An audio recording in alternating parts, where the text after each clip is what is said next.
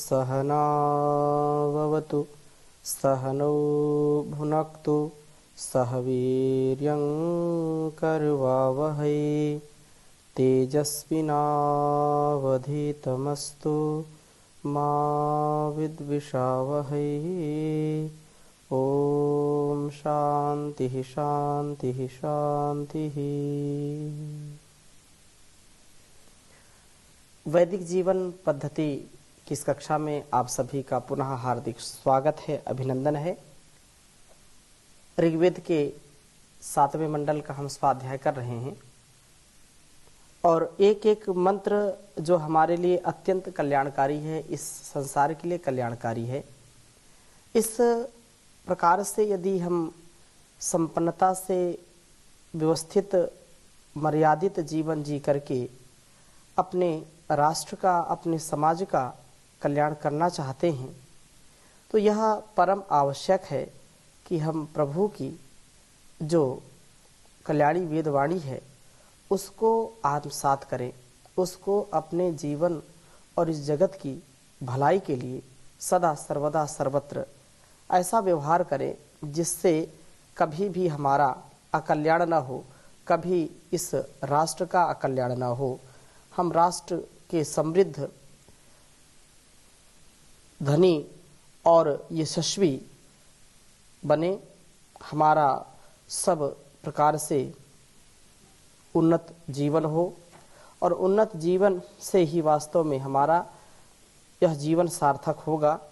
यूँ तो जीवन जीने के लिए जो लोग जीते हैं पशु पक्षी के जैसे केवल भोग करते हैं, तो भोग हमारे लिए त्याज्य नहीं है, भोग के बिना तो कोई रह नहीं सकता, परंतु भोग वो है जो न्यायपूर्वक हो, संयमित, मर्यादित हो, व्यवस्थित हो, जिससे हमारा संपूर्ण संसार आप्लावित हो, जिससे हम अपने और अपनों का उत्थान कर सकें, अपने जीवन का भी और इस जगत का भी उत्थान कर सकें, जहाँ व्यवधान न हो, जहाँ पर सब प्रकार से नीतिपूर्वक, प्रीतिपूर्वक कार्य करने वाले हों, तो जीवन हमारा अत्यंत महनीय हो जाएगा। बहुत सुंदर चर्चा है कि राजा कैसा होना चाहिए, प्रजा कैसी होनी चाहिए, समृद्ध राष्ट्र कैसे बने, अनेक विषयों पर चर्चा चल रही है। राजा प्रजा परस्पर प्रेम से रहें, इसका भी उपदेश दिया हुआ है और राजा प्रजा को जो है पापाचरण से बचाए, इसका भी उपदेश दिया है। तो इस विषय पर थोड़ी सी चर्चा हम करेंगे। प्रथम राजा और प्रजा प्रेम से रहें, उसके विषय में एक वेद मंत्र लिखता हूँ, फिर आगे चर्चा करता हूँ। ओम उक्थ उक्थे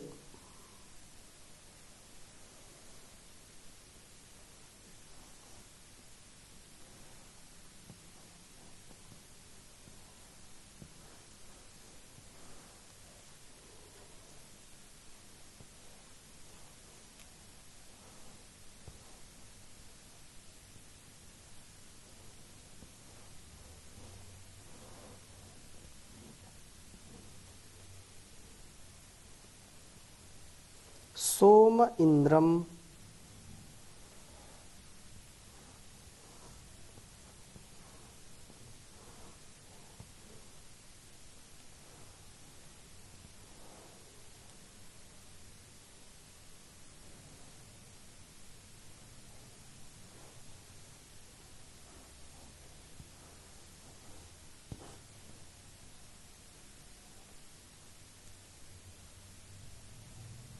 सोम इंद्रम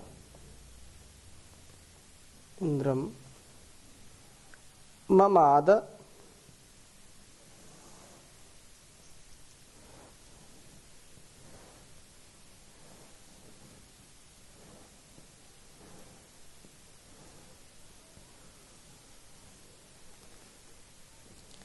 नीथे नीथे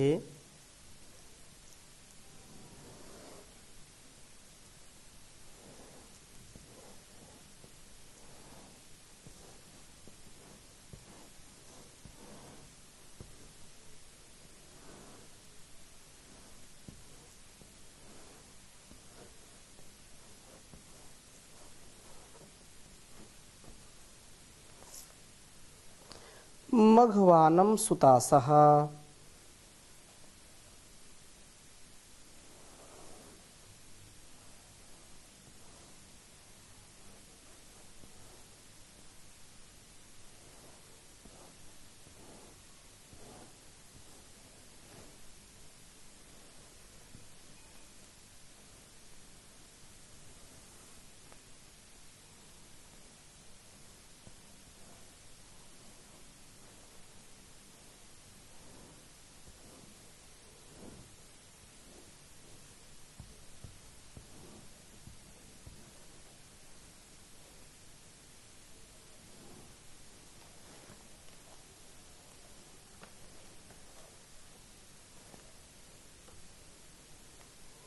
तस्मा उक्थम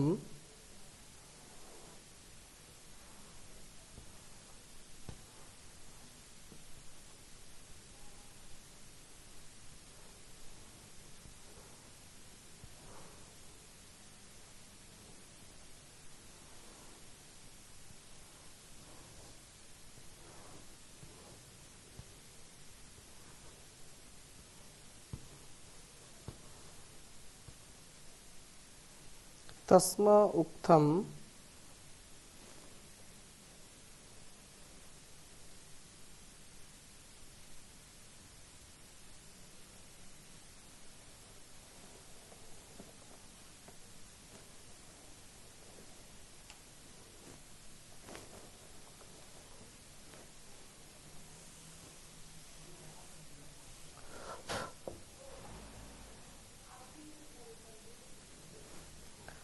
मघवानं सुतासः यदीं सबाधः पितरं न पुत्राः।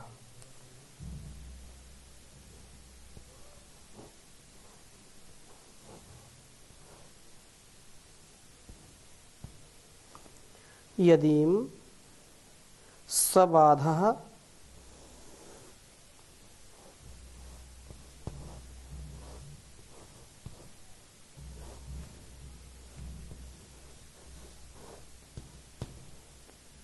सबाधः पितरं न पुत्राः।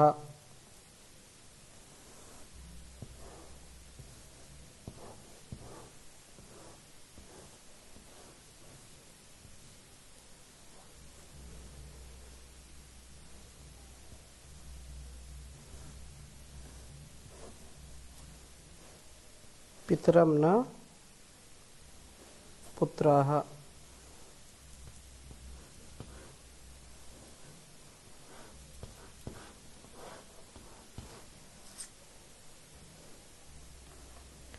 समान दक्षा अवसे हवन्ते।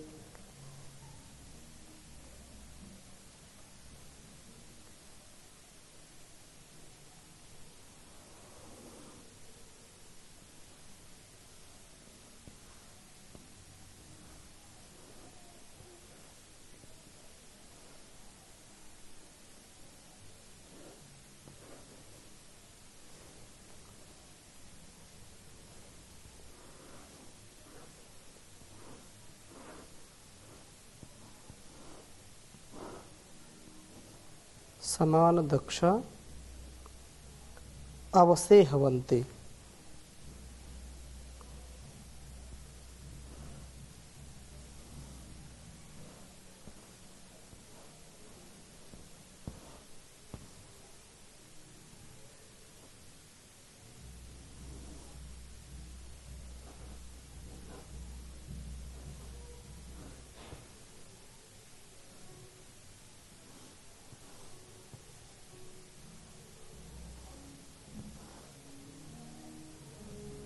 ऋग्वेद के 7वें मंडल के 26वें सूक्त का यह दूसरा मंत्र है।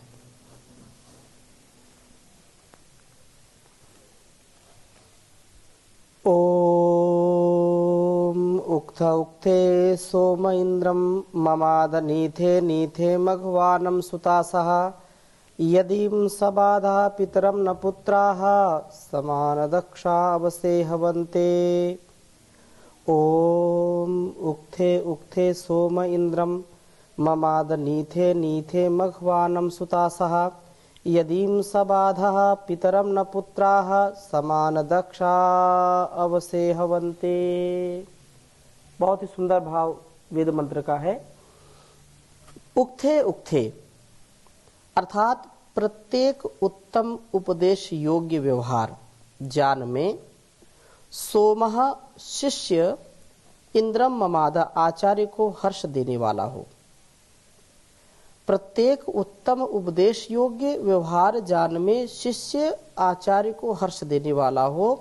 नीथे नीथे उत्तम उद्देश्य की ओर जाने वाले प्रत्येक मार्ग में सुतासा शिष्य व पुत्र भी मघवानम दान योग्य ज्ञान और धन के स्वामी गुरु व पिता को ज्ञान दान करके प्रसन्न करें। ऐसे ही सोमः ऐश्वर्य युक्त राष्ट्र राजा को प्रसन्न करे। समान दक्षाः पुत्राः सबाधः पितरम नः समान बल से युक्त पुत्र जैसे पीड़ा युक्त पिता को अवसेहवन्ते उसकी रक्षा के लिए प्राप्त होते हैं। वैसे ही यत ईम जब भी प्रजानन सबाधा पीड़ित हो तब वे पुत्रवत ही पितरम राजा को समान दक्षा समान बलशाली होकर के अवसेहवन्ते रक्षा के लिए पुकारें। अर्थात जैसे पुत्र पर कष्ट आने पर पिता उसकी रक्षा करते हैं, पिता उसके कष्ट को दूर कर देते हैं, और पिता के कष्टमय होने पर पुत्र पिता की सेवा करके उसके कष्ट को दूर कर देते हैं।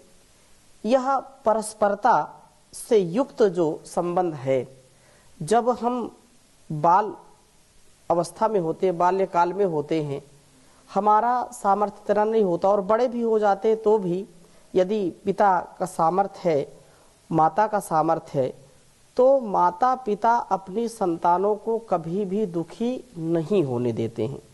उनके हर प्रकार के दुखों को कष्टों को नष्ट करने के लिए सदा सर्वदा वो उद्यत रहते हैं। वे अपने तन से मन से धन से हर प्रकार से संतानों का उत्कर्ष चाहते हैं। जैसे गुरु अपने शिष्यों के सुख के लिए स्वयं कष्ट सह लेते हैं, स्वयं दुख सह लेते हैं, लेकिन कभी शिष्यों को जानपूर्वक कष्ट नहीं देते। अर्थात उनको तपस्या की दृष्टि से तो उनको तपस्वी बनाना, कठोरता से युक्त रखना वो बिल्कुल सत्य है, परंतु वो इतना अपने स्वयं निजी जीवन में कष्ट सहेंगे परंतु विद्यार्थियों को कभी दुखी नहीं होने देते, कभी उनके जीवन में कोई क्षीणता ना आए, इसके लिए वह पूरा पुरुषार्थ करते हैं। इसी प्रकार से इस वेद मंत्र में कहा कि यदीम सबाधा पितरम न पुत्रा समान दक्षा अवसेहवन्ते, तो इस इंद्रम ममाद नीथे नीथे मघवानम सुतासहा, जैसे अपने पुत्र के लिए जो है पिता सहायक होता है और पिता के लिए पुत्र सहायक होता है, ऐसे ही ऐश्वर्य सोमः ऐश्वर्य युक्त राष्ट्र राजा को भी ये प्रसन्न करे और समान दक्षा जैसे पुत्र राजा और पिता का भी ऐसे सम्मान करे, समान दक्षा समान बलशाली होकर के अवसेहवन्ते रक्षा के लिए पुकारे। राजा जो पितरम राजा को भी चाहिए कि अपनी प्रजा को पुत्र के समान समझे। राजा जितना अपनी प्रजा से, अपने संबंधियों से जितना प्रेम करता है, अपने भाई बंधु से, मित्र से, पुत्र से जितना प्रेम रखता है, उतना ही उसको प्रजा से भी रखना उत्तम है। और इस प्रकार से ये कहा है कि जैसे पुत्र का कष्ट जब होता है, पुत्र के पास कष्ट होता है तो पिता उसकी रक्षा करता है, और पिता के कष्टमय होने पर पुत्र पिता की सेवा कर उसके कष्ट का निवारण करता है। उसी प्रकार प्रजा पर कष्ट आवे तो राजा प्रजा की रक्षा करे तथा राजा पर कष्ट आने पर प्रजा भी राजा का सहयोग करे।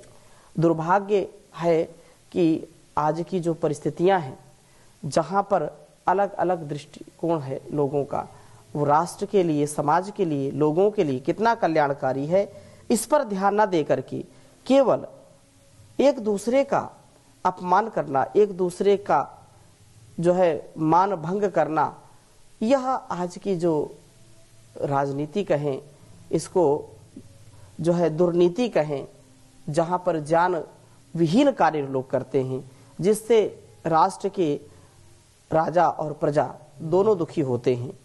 राजा यदि अच्छा करता है तो भी कुछ लोग उसको अच्छा करने नहीं देते, कुछ प्रजा के शोषण में ही लगे रहते हैं। तो ये जो जीवन है, यदि वेदोक्त हम जिए तो हम इन कर्तव्यों से बंध जाएंगे, कर्तव्य हमारा श्रेष्ठतम हो जाएगा और यह कर्तव्य हमको सदा सर्वदा उन्नत बनाएगा, इसमें कोई संदेह नहीं है। संदेह की कोई गुंजाइश रह ही नहीं जाती है। इसलिए संदेह से मुक्त और उत्साह से युक्त जीवन को जिए। राजा का एक कर्तव्य और है कि वह पापाचरण से प्रजा को बचाए, और इसके लिए यहाँ पर तीसरा मंत्र कहा, ओम चकारता कृण्वन्नून्मयन्यायानि ब्रुवन्ति वेधसा सुतेषु जनिरिव पतिरेकः समानो नेमामृजे पुर इंद्रः सुसर्वाः। कहा कि हे विद्वान लोग, सुतेषु अपने पुत्रों में और विद्वान जन, सुतेषु अभिषिक्त पुरुषों में जिन जिन अन्य भिन्न भिन्न उपदेश वचनों को ब्रुवंती उपदेश करते हैं, ऐश्वर्यवान राजा ता उन उत्तम कर्मों को नूनम अवश्य चकार करे और कृणवत अन्य अन्य को भी उत्तम कर्म के लिए प्रेरित करे, स्वयं भी उत्तम कर्म से युक्त हो और दूसरों को भी इसके लिए प्रेरित करे। एक पति जैसे जनी इव पुत्रोत्पादक धाराओं को नि मामृजे प्रथम ही दोष रहित कर देता है, ऐसे ही इंद्र ऐश्वर्यवान राजा एक अद्वितीय सर्वाह समानाः उत्तम आदर युक्त एवं सबके प्रति समान होकर के समस्त जो है पुरः समक्ष आए प्रजाओं को अच्छी प्रकार से पवित्र करे। अपने राजा का यह कर्तव्य है कि अपनी प्रजाओं का सर्वविध कल्याण करे, कभी दोषों से युक्त न हो, कभी भी उनके अंदर ऐसा कोई अपवित्र और समाज को, इस राष्ट्र को, संसार को उन्नत बनाने वाले प्रजाओं का सदा वह शुद्धिकरण करता रहे और पापों से बचाए। जिस प्रकार से विद्वान जन अपने शिष्यों को उत्तम शिक्षा देते हैं, बुराइयों से बचाते हैं, सन्मार्ग में प्रवृत्त करते हैं, उसी प्रकार से राजा भी निष्पक्ष होकर के और उत्तम ज्ञान से युक्त होकर के राज नियमों के द्वारा प्रजा को पापाचरण से बचाए, पापों से बचाए। अब आज की स्थिति यदि हम देखते हैं तो स्वयं राजा भी फंसा है पापों में, तो प्रजा को कैसे बचा सकता है। हम उसी को राजा बनाए। यह प्रजा की भी राजतंत्र है, प्रजातंत्र है। तो प्रजातंत्र में हमको स्वतंत्रता है कि हम अपने जीवन को और इस जगत को अच्छा बनाने के लिए उत्तम राजा का चयन करें। यह मतदान की जो प्रणाली है, इसमें अपने अच्छे सच्चे जो राजा के रूप में जिसको हम चाहते हैं, उसके अंदर दोष न हो, उसके अंदर दुर्गुण न हो, दुर्व्यसन न हो। प्रश्न उठता है कि ऐसे लोग आते नहीं राजनीति में, ऐसे लोग शासन में आते नहीं। आजकल की जो परिस्थितियां हैं, तो जो उनमें अच्छा हो, जो कर रहे हैं, उनमें से श्रेष्ठ लोगों को बिना स्वार्थ की, क्योंकि हम यदि मतदान करते समय यदि ध्यान नहीं देंगे, स्वार्थ में फंस जाएंगे, जातिवाद में, भाषावाद में, प्रांतवाद में फंस जाएंगे, स्वार्थ में, तुच्छ स्वार्थ में फंस जाएंगे, तो फिर राजा का चयन गलत हो जाएगा और जिससे हमारा राष्ट्र भी दुखी होगा, हमारा समाज भी दुखी होगा, हम स्वयं भी दुखी होंगे। इससे बचने का उपाय ये है कि हम अपने जीवन को ऐसे जिएं, चाहे वह राष्ट्रीय स्तर पर हो, वैश्विक स्तर पर हो, सामाजिक स्तर पर हो, या स्वयं पारिवारिक स्तर पर स्वयं के जीवन को उत्तमता से युक्त करें। और अगली बात क्या कही, राजा को न्यायप्रिय होना चाहिए। न्याय से ही युक्त राजा अपने सब प्रकार के प्रजाओं में, सेनाओं में रक्षा का कार्य अच्छी प्रकार से कर सकता है। इसलिए कहा है, यस्य, जिसके सदा से ही विद्यमान परस्पर मिलकर के शीघ्र कार्य करने वाली रक्षाएं व रक्षा कारिणी सेनाएं हमें भद्राणी सुखजनक ऐश्वर्य सचस्त प्राप्त कराती हैं, वह ऐश्वर्यवान राजा अद्वितीय तरणी, संकटों से पार उतारने वाला, मघानाम विभक्ता, ऐश्वर्य का विभाग करने वाला है। तम एव आहुः, उस का ही लोग उपदेश करते हैं। तम उत्तम एव शृण्वे, और उसकी ही मैं गुरुजनों से उपदेश द्वारा श्रवण करूं। जैसे सेना राष्ट्र की रक्षा में तत्पर रहती है, उसी प्रकार राजा अपनी न्याय व्यवस्था द्वारा प्रजा की रक्षा में सदा तत्पर रहे। यदि राजा विलासी हो जाता है, राजा प्रमादी हो जाता है, आलसी हो जाता है, स्वार्थी हो जाता है, या विलासिता पूर्वक जीवन को जीने लगता है, तो उसका जो राज है, उसकी जो राज सत्ता है, व्यवस्था है, वो नष्ट हो जाती है और उससे हानि भी बहुत होती है, उससे बहुत दुख होता है, कष्ट होता है। इसलिए राजा का यह परम कर्तव्य है कि उसकी पुत्रवत या संतानवत जो प्रजा है उसका कभी क्षय ना हो, कभी वो दुखी ना हो।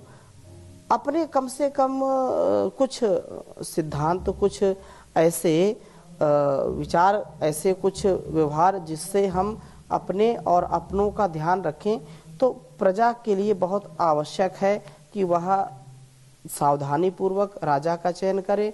और राजा का भी यह कर्तव्य है कि वह अपने प्रजाओं का, अपने लोगों का पूरा ध्यान रखें, जिससे वह दूसरों के दुखों सुख और सुखों में, मान अपमान में, लाभ हानि में, जय पराजय में हर प्रकार से उनका साथ दे सके।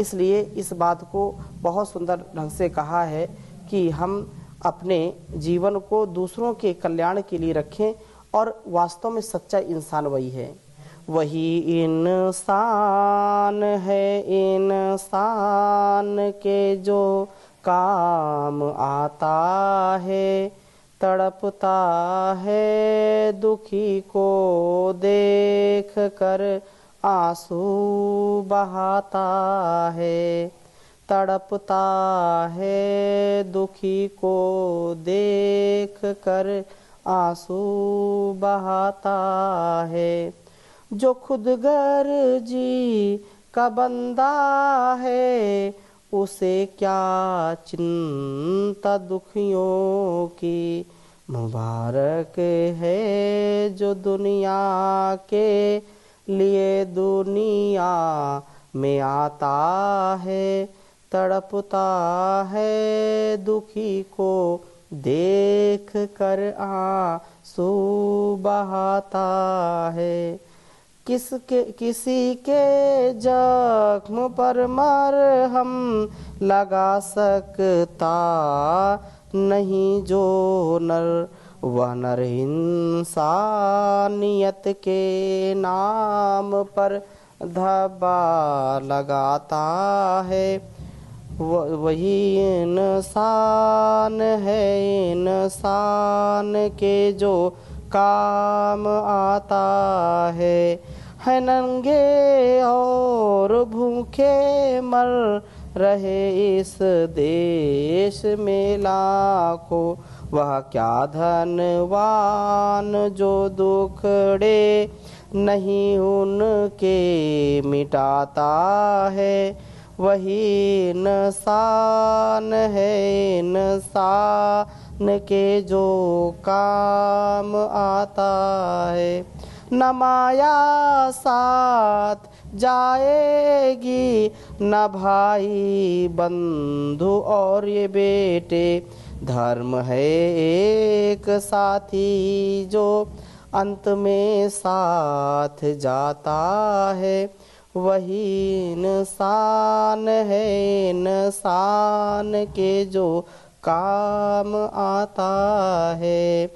धर्म है एक साथी जो ही अंत में साथ जाता है।